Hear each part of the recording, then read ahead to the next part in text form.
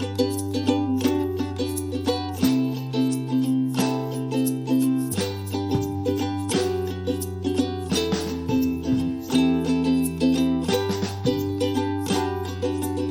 yo, Russell. What's 9 up, plus Dad? 10? 9 plus 10? Hold on. 69, baby. Yeah. That's what it is. That's what it is. This is episode 69. Did you say 9 plus 10 is 69? Yeah, baby. Okay. I'm tracking. I'm I not don't tracking. know. I don't even think it meant anything. There's an old TikTok or Vine video that's like, what's 9 plus 10? The kid goes 21. Oh, okay. But this is I love our it. NEA episode 69 special, meaning 69, it's not special. 69. There's a great song by Ninja Sex Party called 6969. Highly recommend going and checking them out. That could be my rec. We'll start off this Adventure Time podcast. I'm Russell Tyndall. I'm one of your hosts. Yeah, Ned, DJ, Nettie P. I'm like, I almost called you DJ Cowboy Hat. What's up, Michael? What's up, guys? I miss you both. Well, Russell, just a little bit more because I get to see Ned here. Awesome. That was our producer, our wonderful producer, Michael Hitchcock, giving him extra work. He needs a little extra work, right? Making him earn his pay. No, I'm just messing. Yeah, it's excruciating work to plug in this single microphone and pretend to chat with y'all like we're in the same room. Yeah, man. I do miss Michael. I love when he used to have the microphone. It used to be able to just chime in wherever.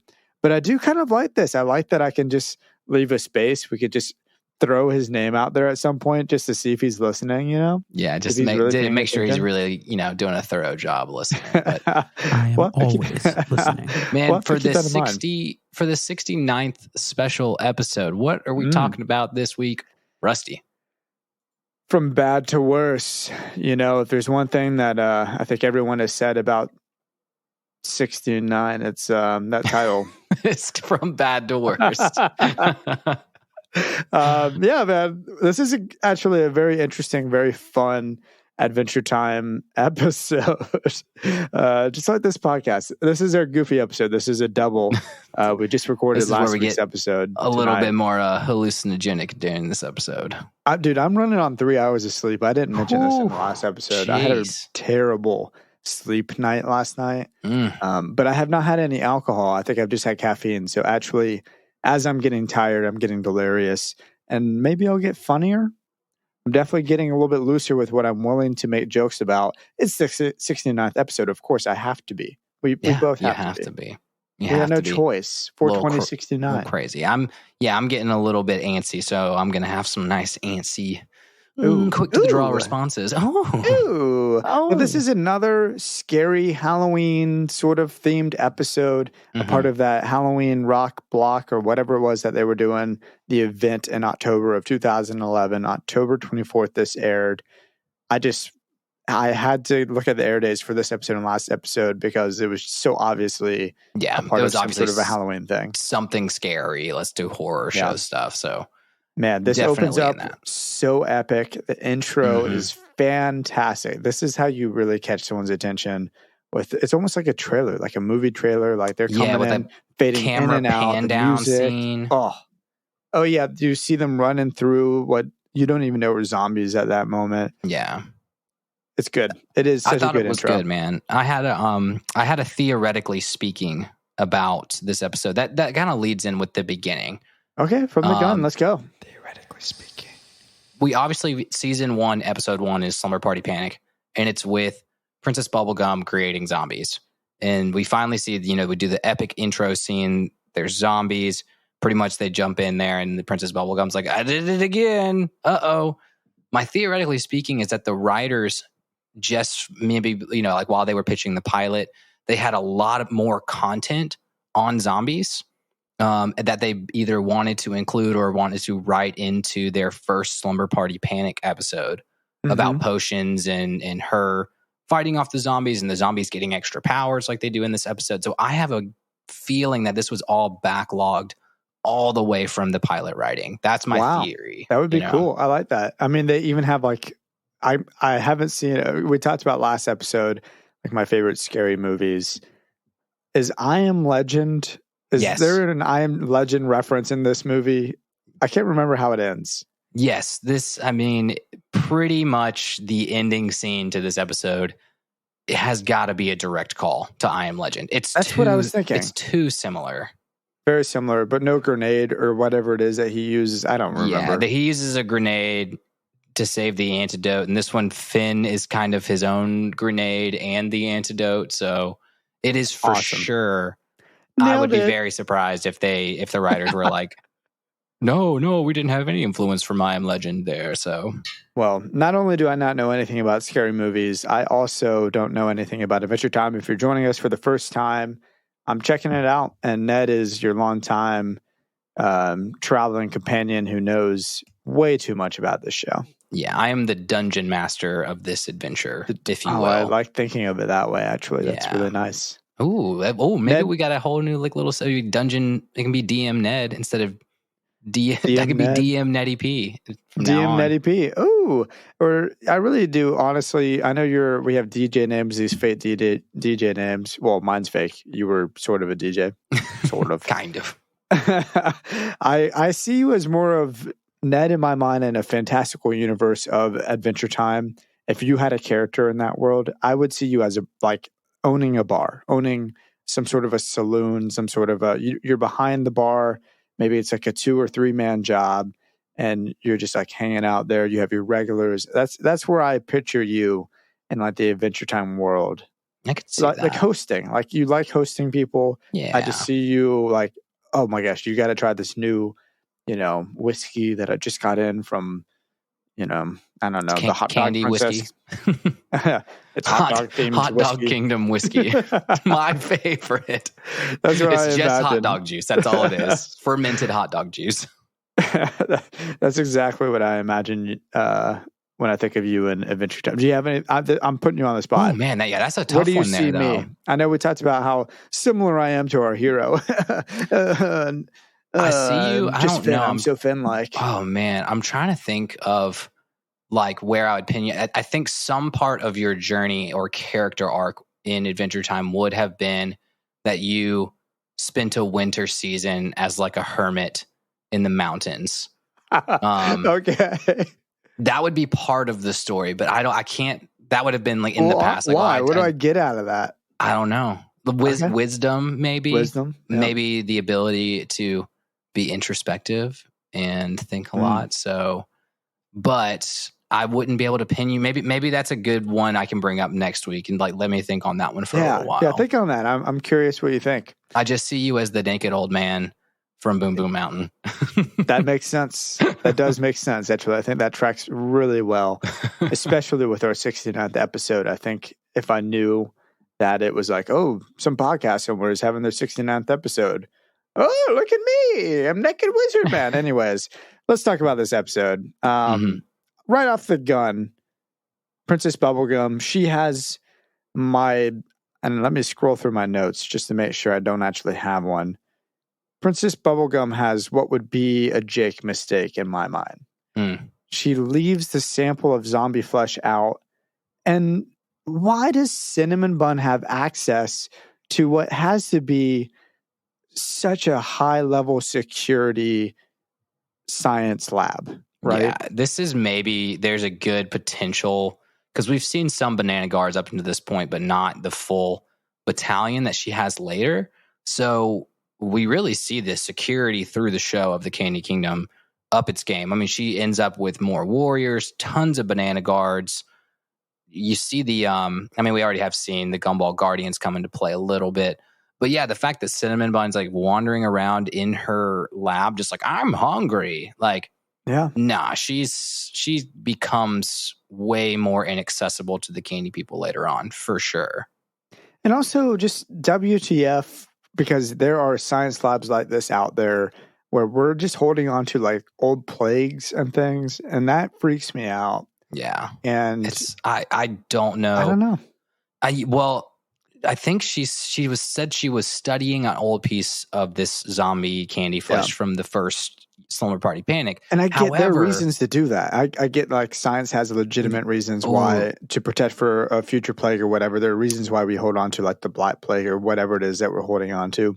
But however, it doesn't make me feel safe. No, I would say that's not the biggest Princess Bubblegum mistake in this episode.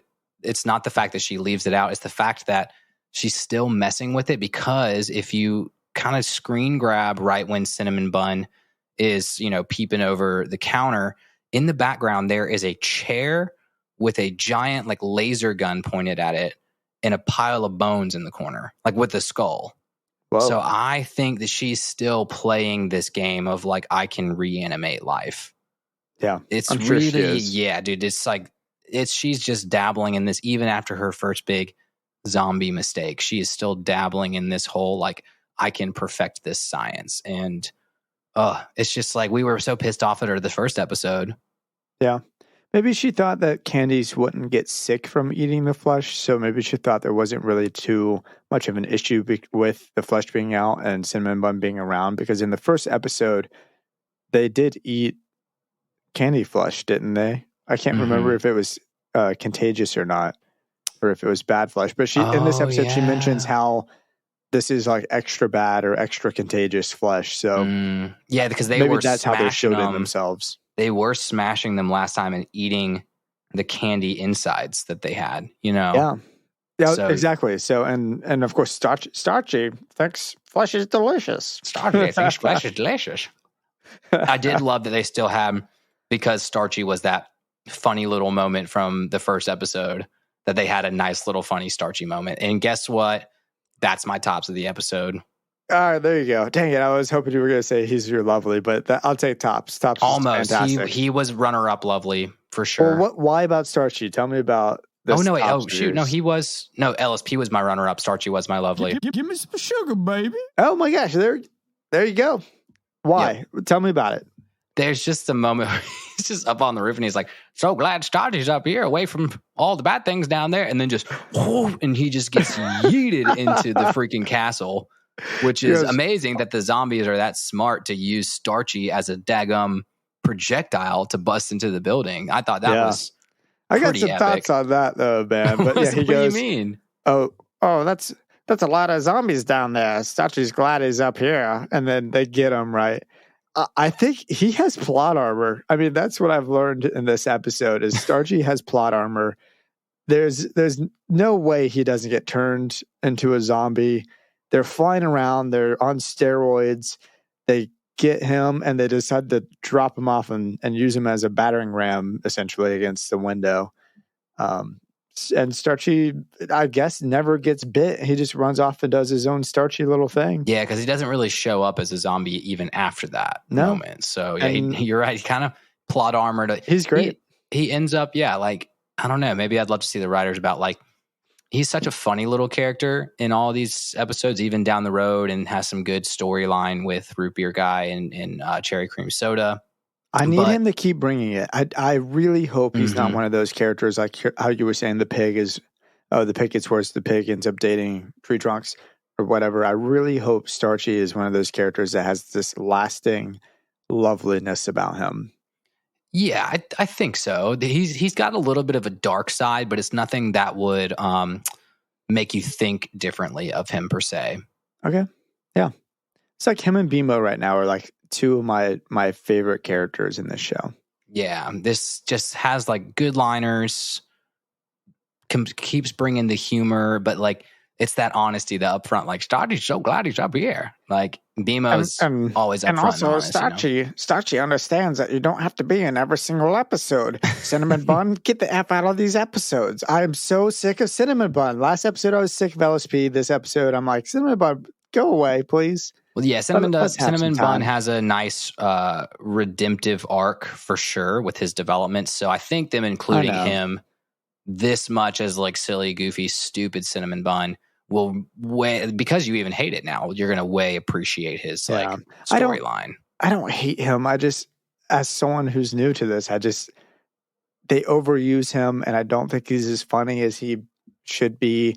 like you mentioned last episode, LSP has so many great one-liners, and that is where she is redeemed. That is why I will put up with LSP. Mm-hmm. But Cinnamon Bun doesn't have the one-liners. Not really, in my opinion. And also, I'm not usually drawn to like he's like not as intelligent as you would hope he would be or whatever, and they play into that. I've just seen the like I don't know where I'm going with this. This is kind of me ranting. The slightly less intelligent character done so much better in other things. Yeah. And I can't think of an example off the top of my head, but sometimes they play not into his stupidity, but they just play into that character as a person better, and there can be comedy through that. And I don't necessarily love Cinnamon Bun. Yeah, right now. I mean, like you look at shows, I mean, like we were just talking about Scooby-Doo. Like look at, I mean, Shaggy's kind of supposed to be like the idiot of the group per se, you know, and they still have like storylines and developing things where he's not just like the butt of the joke. Yeah, no one treats him like an idiot. No one's treating him like, go away, like you're going to they know he's going to ruin them catching the bad guy at the end, but he always ends up catching the bad guy on accident. So, well, the good news is I don't think, I'm looking ahead right now, we've got a little bit more like cameo LSP and like cameo style Cinnamon Bun. Nothing that is as aggressively like the two of them in the rest of the season. So I think you're in the clear. Some travelers are going to be mad. Some travelers are going to be upset with me. I'm sorry, y'all. Russell just hates the half-baked characters. We hate Russell. Russell sucks. You're just trying to make it. You're just trying to make it look like I think Coolsville sucks. But getting back to the episode here, we don't tangent. Yeah, no tangents. In this one, PB is turned zombie, so I like that. One, she kind of gets what she deserved. Honestly, like she is not safe from her own creation, and she is relying on other zombie people. In a great way. Of course, she's trying to be hot. She's trying to be hot. Don't be the hero. Don't be the princess. What are you willing to do, Ned, to be hot? Are you willing to become a zombie? Absolutely not. Yeah, me neither. I'm okay with who I am and how I am. I'm okay with who I am, especially if I'm not a zombie. Certainly enough. Zombies are so ugly, man. That is not a fashion statement to become a zombie. It's not fashionable. I don't know. Do you have favorite zombie movies, zombie shows, besides Scooby-Doo Zombie Island? I'm going to quote this wrong because there's an anime out there, High School of the Dead, I want to say. There's High School of the Dead and there's High School DxD, and one of them is basically a hentai, and the other one is... Oh no, episode 69. The other one is like great. It's fantastic. It is super cheesy, and there's definitely moments like that. High School of the Dead, I think, is what it is. It's known for boob physics. So there's a scene where a dude like puts down a sniper rifle, shoots a bullet, and then the bullet dodges boobs that are just kind of going crazy in the wind. And that is such it's such a funny moment. I'll have to send it to you. But no, I don't know, man. I don't really know if I have a favorite. I love the Emma Stone zombie movie. I was going to say that's in my top 3 in the zombie genre. That's a good one. Definitely Zombieland. Zombieland, that's what it is. That's a good one. I Am Legend too. Like what we just talked about at the beginning is that's got to be in my tops too. I'm not a Walking Dead guy, and they do have a Walking Dead callback in this episode though, and I was like, okay, I didn't get it, but I think when Science is like the rat is caged up, it's labeled Science TS19. Which is a reference to Walking Dead at the end of the show. There was a test subject 19 that reveals information to them about the zombie infestation. So I'm pretty sure that's like a direct callback as well. If you want to know how my mind works with scary movies, I cannot think or listen to Bob Marley without thinking of I Am Legend. To this day. Oh, yeah. One Love comes on. I'm in the I Am Legend world, and I'm just like freaking vampire zombie things that are everywhere coming out to get me. Yeah, I guess they're technically vampires, but it's a zombie movie, so. Yeah. But no, anyways, I don't know, man. I don't really have a zombie favorite necessarily. You know that Scooby-Doo movie that we reviewed that one time? I was going to say, I don't even know why I asked that. I should have just pretty much guessed it was going to be Zombie Island. Yep. There's a reason why we did it, and no one listened to it. It's a great episode. And no one, go back. I mean, obviously, we're going to re-promote around Halloween time all of our best Halloween episodes, and it's going to be these two and our Zombie Island special. Yeah, definitely. Well, Ned, let's talk a little bit about the formulas then. How about that? I thought the formulas were really interesting. It reminded me of being a little kid in the bathroom. You're just, especially when they're throwing together all the super dangerous chemicals toward the end, right? And they're making up, like, who knows? They don't even know what Princess Bubblegum left them to create or how they create it. And they're just putting together something that looks nice, or in LSP's words, like the prettiest formula. Yeah. And they're just, all right, let's see what happens here, you know? And as a kid, it was like, oh, I'm going to put soap and like deodorant and whatever in a little vial. And did you do that? Did you ever do any? Oh my gosh. I did that. We would just like, I can't even remember if it was like stuff from the bathroom or like stuff from the kitchen, but it would be like, what if we like crushed up this thing and then put in like dish soap and then spun it around in the blender and then we like poured it over something? Like, it absolutely a chemical reaction's gonna happen. I swear. Yeah, playing science, and that's. I mean, I for sure think that that's what they're doing. Is like, I would assume, you know, they all grab, what do they call it, like the gobbledygoo or something like that. And they like, oh, this is all in gobbledygoo. I can't read it. That they just are like finding colors, like then like scientific formula. And then they see the word like red, scientific formula, and the word yellow. And they're just like mixing formulas to like try to get the colors right. Yeah, I think so. I love that Finn ends up making Red Bull essentially. It gives all of those zombies wings. Gives them wings. Well, let's be real though. I am quite impressed by the potion scene. If they were not trying to make de-zombifying formula and give the zombies those powers and strength and wings and lips, those would actually be pretty cool standalone potions. They made some pretty great potions. They really did. Yeah, you could imagine that if you gave that all to somebody who wasn't a zombie, they'd be a flying buff, beautiful lipped being. Yeah, I know. They did a great job. It just wasn't at all what they were trying to do. But so we actually, I'll get into it. I was looking at what time we're at, but we'll do a commercial in a second. We got to see, and we talked about it a little bit in that moment when they're making the potions, you have the rat kind of pointing down for an instance. And I think that's when he says, oh, Princess Bubblegum trained her rat to dance. And they just kind of, go past it or whatever. The rat is pointing at his name. His name is Science. He's trying to get them to look at the label.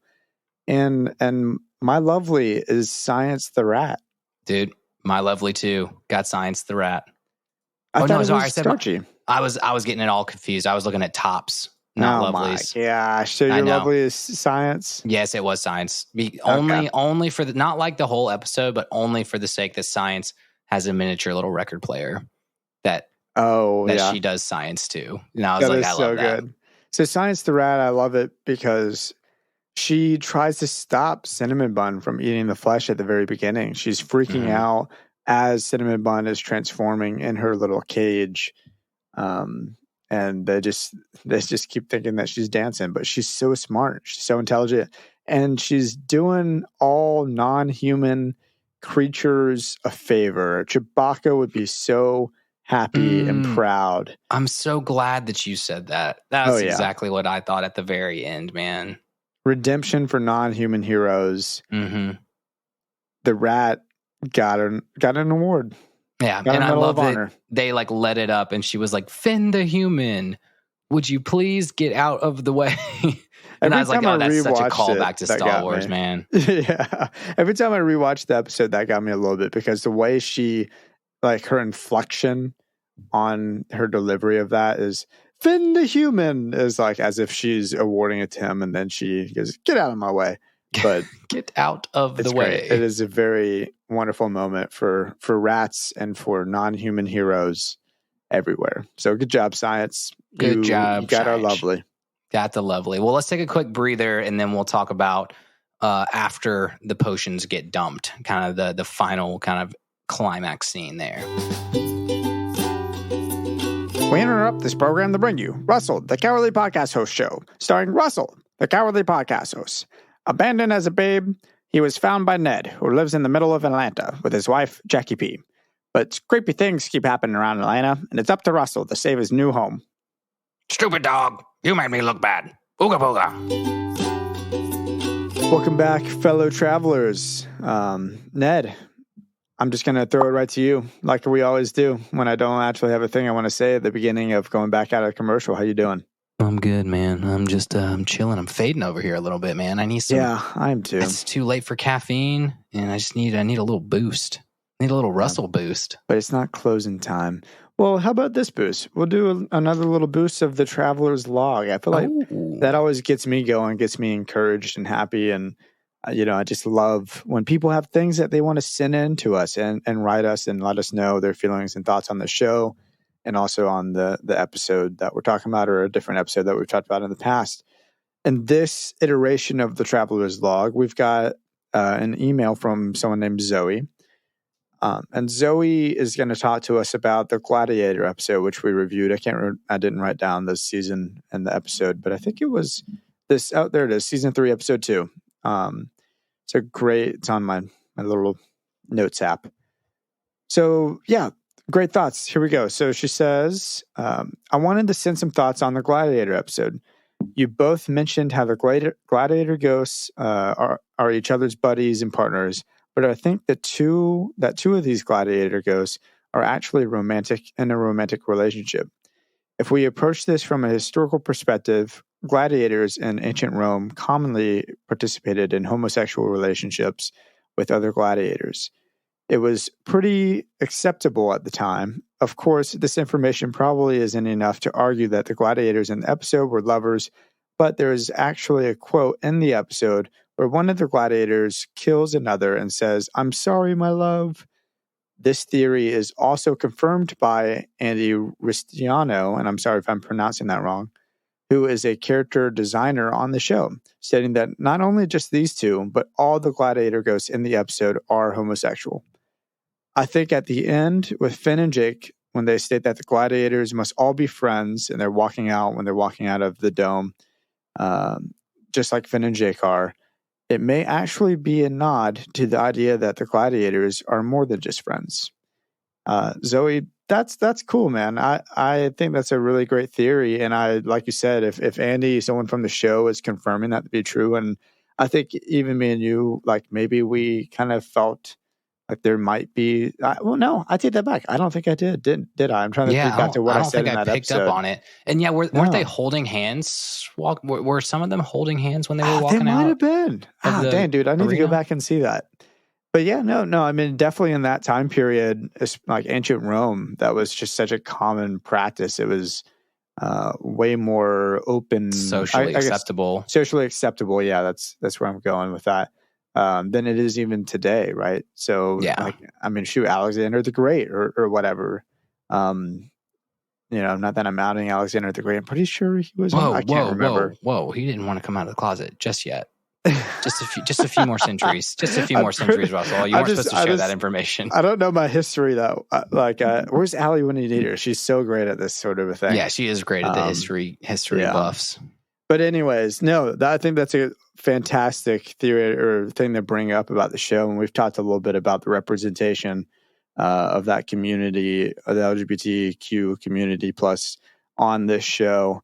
And shoot, man, what's cooler than a gladiator? And if the gladiators are all confirmed to be homosexual, that is also very cool. So, I mean, not only that, too, to have a theoretically speaking and then to do more digging on it and then to have one of the direct or art directors of the show be like, hey, you're theoretically speaking was absolutely correct, and be like, yes, I got it right. That's a good feeling. That has to be a great feeling. So Zoe, thank you so much for writing in and sharing your thoughts.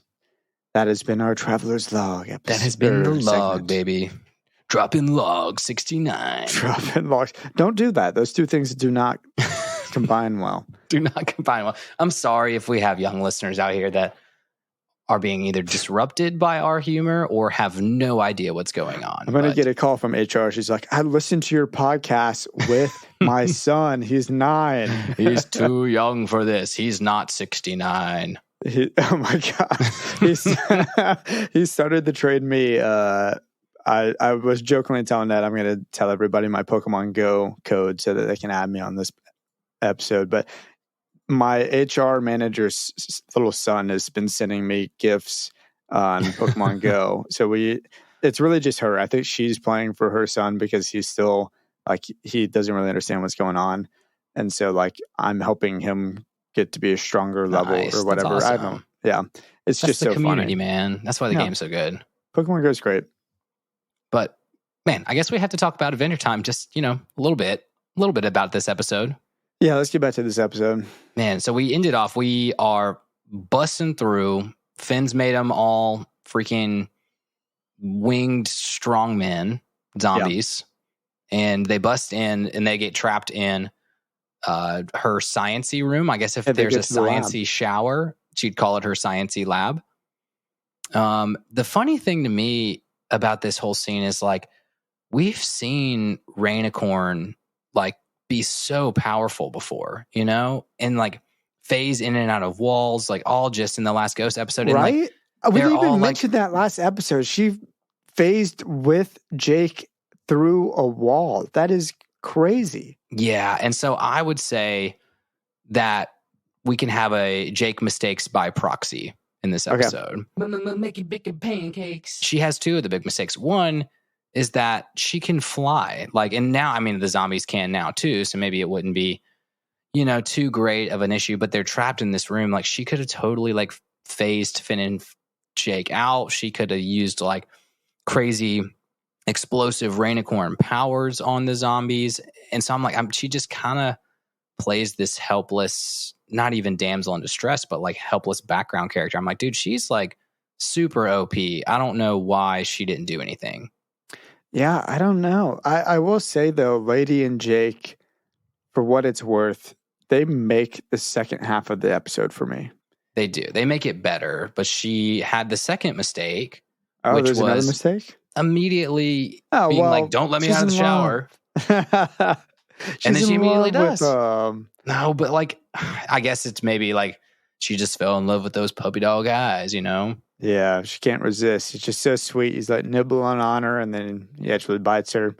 At the end, I did look up. Did you look up what she says to him at the end when Jake kind of blushes? I wanted to. I imagine when he said, "I'm sorry, I bit you," that she said something along the lines of, "Nyeh." She says, "I like it when you bite me." I knew it was something along those lines, man. Yeah. And he gets all rosy cheeked.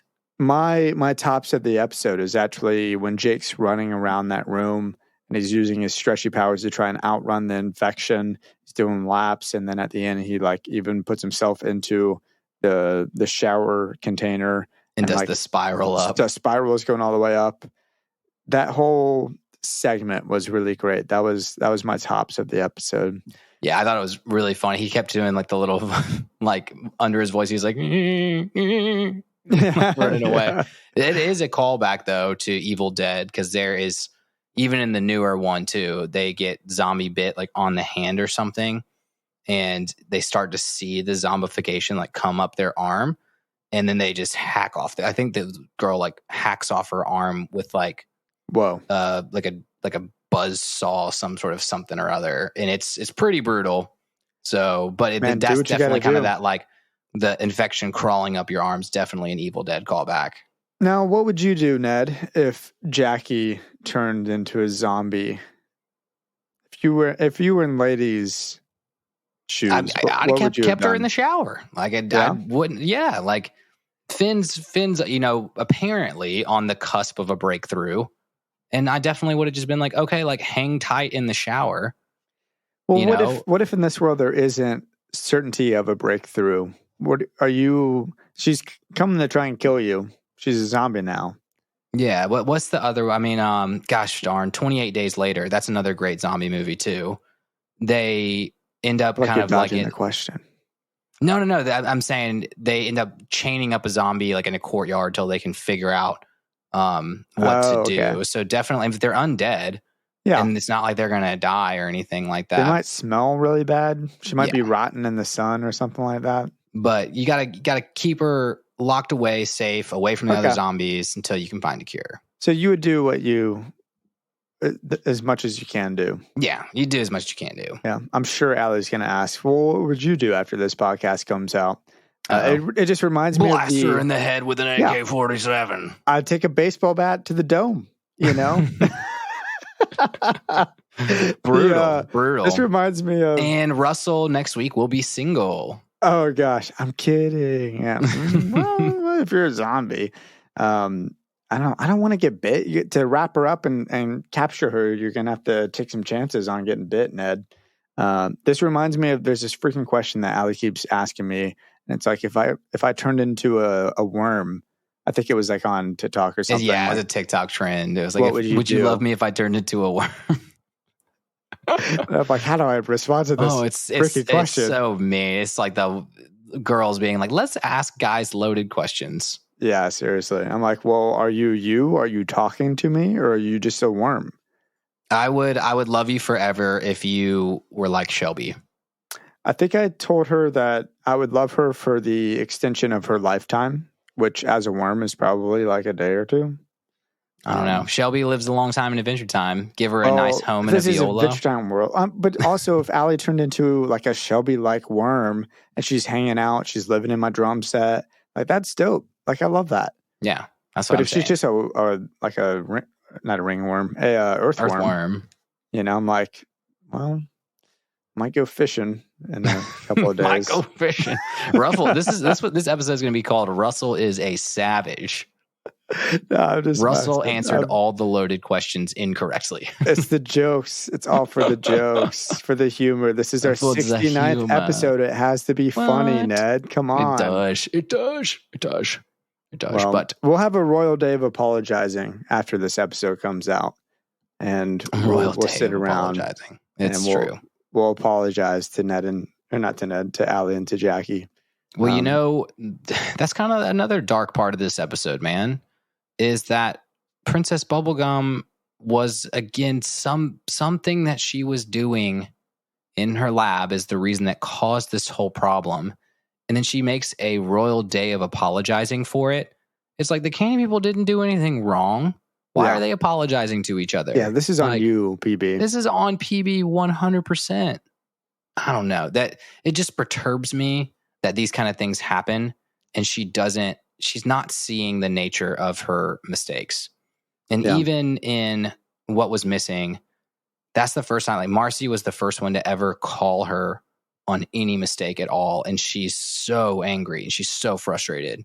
And so her just kind of being like, I just almost killed everybody. Everybody was zombies. Like, y'all's fault because zombies suck. So like, I'm going to give out awards and everybody's going to cheer. And I was like, and it wasn't even like a hero test. I don't think this was another one of those moments where she's testing Finn to see how heroic he can be, or in this case, maybe testing science to see how heroic the rat can be. If she hadn't had turned into a zombie herself, I would have been like, was this another weird, like, let's just like, it was too far. Other people around me. Yeah, the fact that she turns, I'm like, okay, I don't think this was purposeful at all. Well, truthfully, Jake even saved the day. Jake's the one who points out the book. Oh, go get the book. And Finn goes, I can relate these symbols to what is on her papers. And that's how he gathers all the correct equipment onto the cart. Had he not done that, they're locked in the shower without the right vials and stuff. They would have been, even with the science, the rat, they would have been screwed. Yeah, they would have. I mean, I don't know. I don't know if there was a way out of that one per se.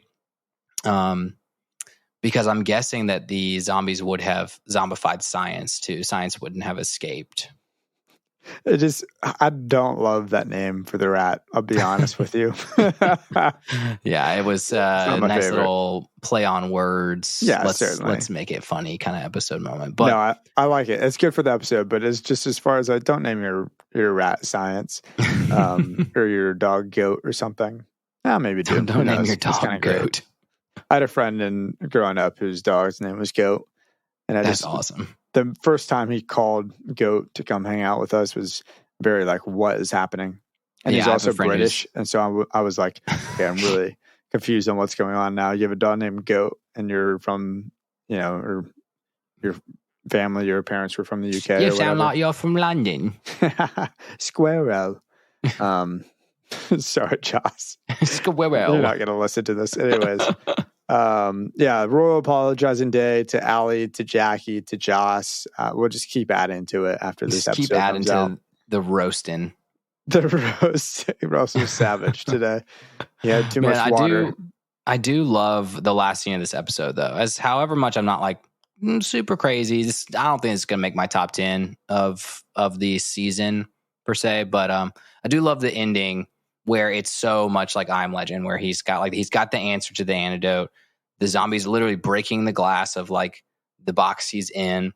He figures out that he has to be the ultimate sacrifice in order to get the antidote out. So almost direct parallels with Finn dumping himself. And he was like, you can hear, maybe it's just Jeremy doing great voice acting, but like when he gets sucked in by the zombies and he's like, oh my glob, like he's actually terrified. So he was ready you can feel for that to fully not work, you know? Yeah. No, that's true. And he takes a chance, certainly, by becoming the antidote himself or pouring it on him. I almost had my other tops for this episode was when Jake gets changed for a second time. That moment almost made the episode for me. It was so good. You know, the other thing that I did see a mistake in that is that if he got bit, wouldn't he have become super strong and had busty lips and wings? Oh, that would have been funny. That would have been really great. I just don't know if it mattered. I did see, personally, without looking it up, actually a show mistake for the episode. The candy cane comes out and he tries to bite Lady Rainicorn. Jake pushes him back into the locker. That candy cane should not have come back the second time with buff arms. With buff arms, I saw that too. I thought that was very fascinating. I'm like, you had never been around, unless it's airborne now, and if you're a zombie, then you can get the like zombie upgrades. There's no reason why. There was some leftover potion shoved in the locker or something like that. I don't even know how that zombie got in the locker in the first place. That's the better question. Well, Cinnamon Bun was roaming around, right? So Cinnamon Bun was in the locker room or in the castle, and then PB had to escape somehow. Maybe PB had something to do with it. It's just things that we didn't see on. That's true. It could have been like an off-camera moment. Yeah, that it was PB shoving away a candy cane in the locker. Yeah, after it got bit by Cinnamon Bun. Or something. And you saw Peppermint Butler had changed too, so there's a good chance that Peppermint Butler had to do something to fight off a bunch of zombies before he got bit. Man, if Peppermint Butler could control the zombie powers that he gained from this, there's no telling what he would do. I would love a winged, buff, beautiful lipped Peppermint Butler. Take the lips away and I'm in. I'm game. Can I have a default lovely or is buff Peppermint Butler? It's just a default lovely for every episode. Just the idea of him. Just the idea. Yeah, that's my sexy character actually is buff Peppermint Butler. Oh yeah. Definitely had a nice set of buns on him. Oh gosh, Ned. Oh man, well I'm about tapped out. This was, it was a fun episode. Nothing super deep, just good, scary Halloween season, and it makes me ready for the fall. We're 6 weeks away from the fall at this point, so like we're so close. Football season's right around the corner. Halloween's falling. We got to do our pumpkin carving, which we do every year. We do. Ned, I saw a TikTok. And I have an idea for a party that I really want to do. There's a few. I want to do the PowerPoint party thing. I want to do the stand-up comedy party thing, which I'll never end up doing.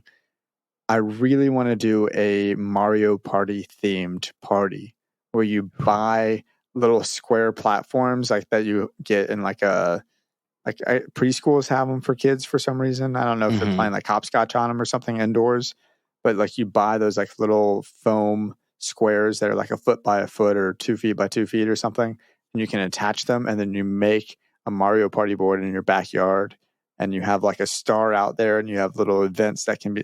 Oh, dude, I saw it on TikTok. It looked awesome. I'm pretty sure in adult terms that's just called True American. It's True American, but it's not because it's Mario Party. Nintendo There's a star, themed. You get coins. True American. Yeah, it's way better. We'll call it like True Nerd or something like that. True American's great, but I've looked at the rules for True American. I don't think they're fleshed out quite as much as I would like them to be. True.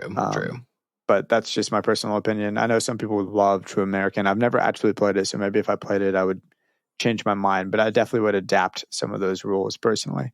Yeah. Anyways, Ned, do you have a lesson for me? Man, I think the lesson, I'm just going to have one this week. It's just like, don't mess around with bringing the dead back to life. That might have been my lesson from episode 1 too. But like, come on. Like now I've got to say it again in the show.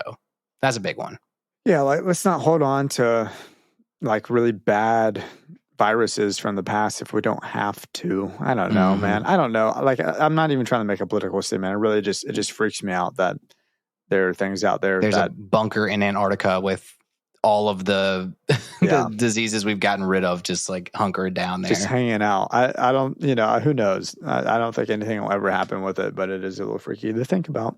Yeah. What about you? My lesson is Starchy has plot armor, I think is just my big takeaway from this episode. And I want to keep following up with Starchy and keep watching him and keep saying, if he just keeps escaping like death, just barely every time he's on screen.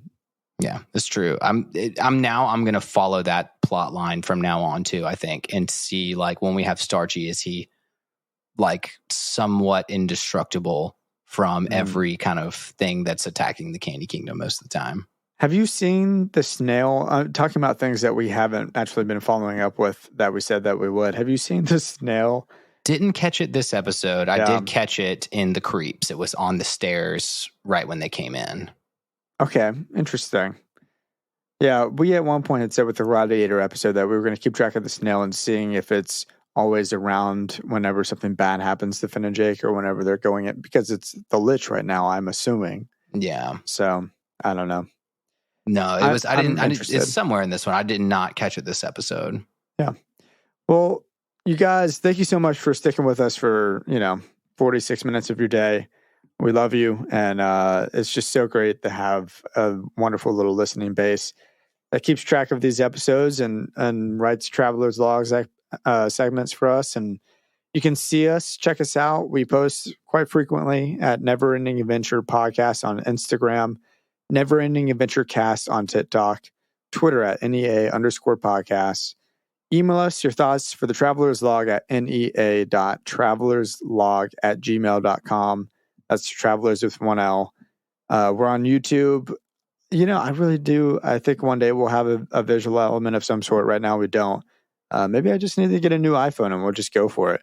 But anyways, follow us on YouTube. Prepare for that. Ned's kind of like, maybe we'll webcam. Once I quit my job. In the spirit of 69, Ned, I created an OnlyFans account. You can follow that in your dreams. You can also reach out to us. It's called Rusty Boy Big Sticks. Nope. In your dreams, it's not real. There, you can go get a sticker from us by reviewing us and sending us your thoughts, and letting everybody know how great the podcast is. Let us know you did, and we'll shoot you a sticker. We'll send you one in the mail. Stick time. Every Tuesday. We'll be back next Tuesday with another episode, unless for some reason we're not. After the Strokes and the Red Hot Chili Peppers this weekend, who knows? Party time, party forever. I love the you guys.